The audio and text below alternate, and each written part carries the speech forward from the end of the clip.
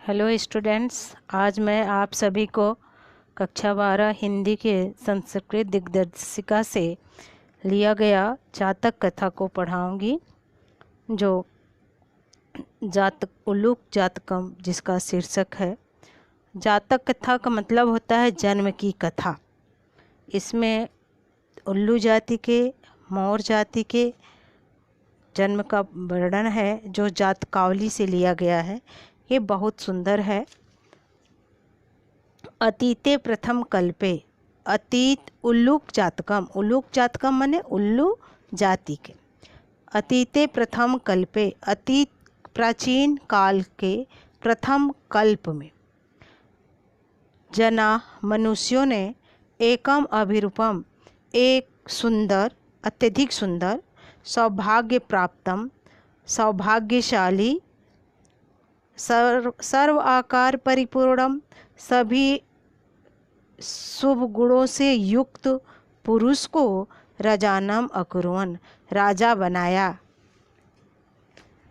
चतुष्पदा अपि, चार पैरों वालों ने भी अर्थात जानवरों ने भी, पशुओं ने भी सनिपत्य एकत्र होकर एकम सिंहम, एक शेर को राजानम अकुर्वन, राजा बनाया।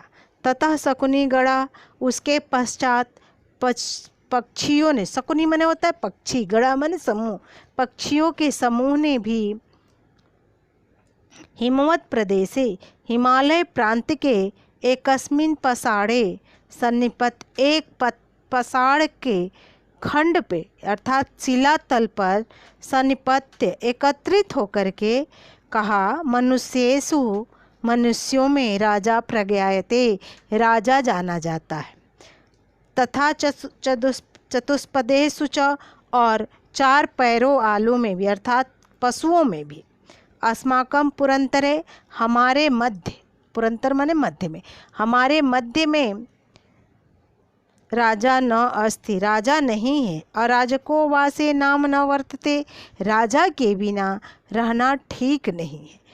एको राजा स्थाने स्थापयितव्य इति उक्तवन्तः, इसलिए हमें भी एक को राजा के स्थान पर स्थापित करना चाहिए, ऐसा कहा। अथ ते, इसके बाद वे परस्परम अवलोकयन्तः, आपस में एक दूसरे पर दृष्टि डालते हुए, देखते हुए, एकम उल्लूकम दृष्टवा, एक उल्लू को देखकर कहा, अयम न रोचते इत्युवचन, यह मुझे पसंद है, यह हमें पसंद है, ऐसा कहा। अथैका शकुनी सर्वेषां मध्य आशय ग्रहणार्थ, इसके पश्चात पक्षियों के सभी पक्षियों के विचार को जानने के लिए,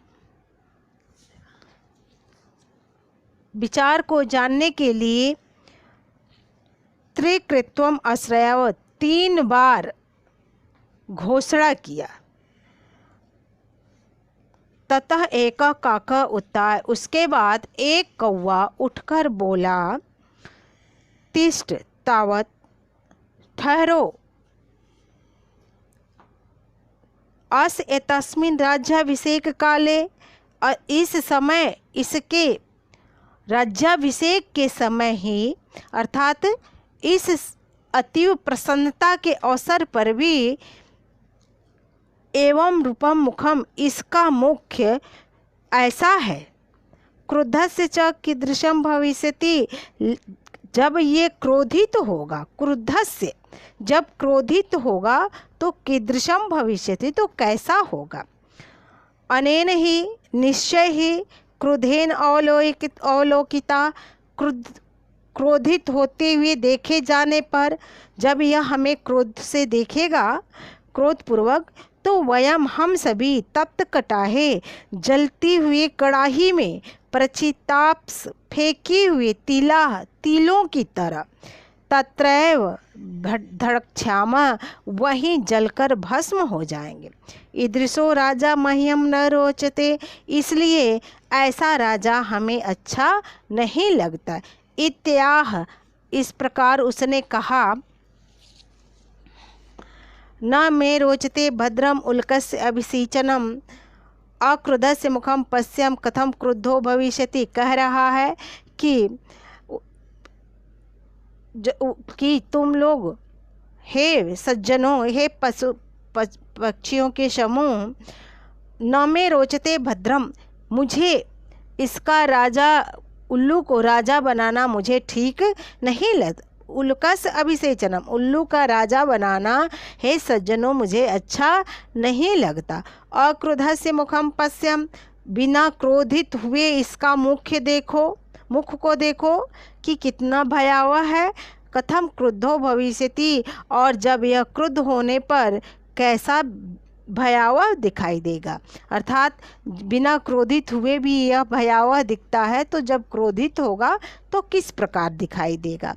स एव मुक्ता, इस प्रकार वह चिल्लाता हुआ, मह्यम न रोचते, मह्यम न रोचते, मुझे नहीं अच्छा लगता, मुझे नहीं अच्छा लगता। इति विरुवन आकाशे उत्पतत, इस प्रकार कहता हुआ, चिल्लाता हुआ आकाश में उड़ गया।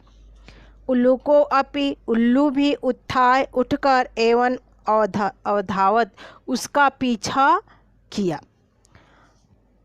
ततः आरभत, तब से लेके अब तक, आज तक, अन्यो वैरिणो जातो, ये दोनों उल्लू और कौवा एक दूसरे के शत्रु बन गए। शकुनयः अपि, पक्षियों ने भी सुवर्ण हंसम रजानम कृत्वा आगनम, सुवर्ण नामक हंस को राजा बनाकर चले गए। नेक्स्ट है नृत्य जातकम। नृत्य माने होता है मोर, मोर नाचता है तो मोर जाति का। इसमें मोर के बारे में वर्णन किया गया है, बहुत सुंदर है कि अतीते प्रथम कल्पे, प्राचीन काल के प्रथम कल्प में चतुष्पदा सिंहम रजानम अकुर्वन, पशुओं ने सिंह को राजा बनाया। मत्स्य आनंद मत्स्यम, मछलियों ने, मत्स्य माने मछली, मछलियों ने आनंद नामक मछली को। शकुनया सुवर्ण हंसम, और पक्षियों ने सुवर्ण नामक हंस को। तस्य पुनः सुवर्ण राजहंसस्य, उसके पश्चात उसकी सुवर्ण राजहंस की दुहिता पुत्री हंस पोतिका जो थी, अतीव रूपवती आसीत, अत्यधिक सुंदर थी, रूपवान थी। स तस्य वरम अददात, उसने उसको वरदान दिया, यत् सा, कि वह आत्मनिरुचितम, अपने मन के अनुरूप, स्वामिनम, स्वामी को, ब्रूयात, वरण करे, चुन ले, ऐसा उसने वर दिया। राजहंस तस्य वरम दत्वा, राजहंस उसे वरदान दे करके हिमवती शकुने संगे, हिमालय प्रांत में शकुने निसंगे, पक्षियों के समूह के साथ सन्निपतत, एकत्रित हुआ।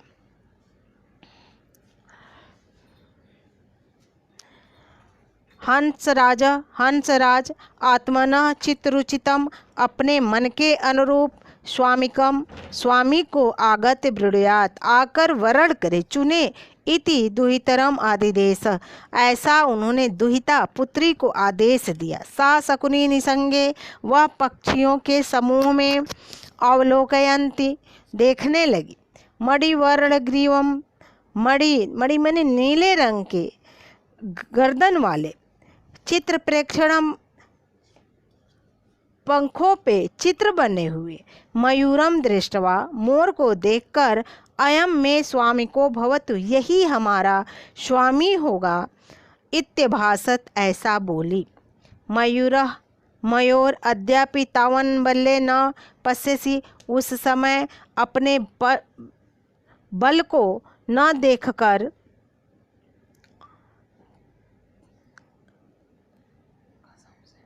इति गर्वेण, अत्यधिक गर्व के साथ, लज्जांच च त्यक्त्वा, लज्जा को त्याग करके, तावन महतम, उस महान शकुनी निशंगा से एकत्रित हुए पक्षियों के समूह के मध्य बीच में पक्षों प्रसार अपने पंखों को फैलाकर नाट्यम आरब्धवान, नृत्य करना आरंभ कर दिया। नृत्यंच, नृत्य करते हुए प्रतिच्छन्नो अभूत, वह पंख विहीन हो गया। सुवर्ण राजहंस लज्जिता, सुवर्ण राजहंस लज्जित हुआ। अस्य नेवह्री न अस्ति न वारणाम समुत्थान लज्जा। कह रहा था राजहंस की अस्य नेवह्री, न ही इसे आंतरिक अंदर लज्जा है, और न ही बाहराम, न बाहर ही समुत्थान लज्जा, उठकर खड़ा होने में ही लज्जा है। न अस्में, मैं इसे गतत्राय स्वदुहित्रम दस्यामि, ऐसे लज्जा विहीन को अपनी पुत्री को नहीं दूंगा। इति कथयत, ऐसा कहा। हंसराज तदैव परिषद मध्य, उसी परिषद के मध्य में आत्मनः भगिन्याय, अपने भांजे हंसपोतक को दुहिताम अददात, पुत्री को दिया। मयूर हंसपोतिकाम अप्राप्य, हंसपोतिका को न प्राप्त करके लज्जित होकर तस्मात् स्थानात्, उस स्थान से पलायित, भाग गया। हंसराजो अपि, हंसराज भी हृष्ट मानस, प्रसन्न मन से स्वगृहम आगच्छत, अपने घर आ गया। यदि वीडियो अच्छा लगा तो सब्सक्राइब करना, लाइक करना न भूलें। Thank you.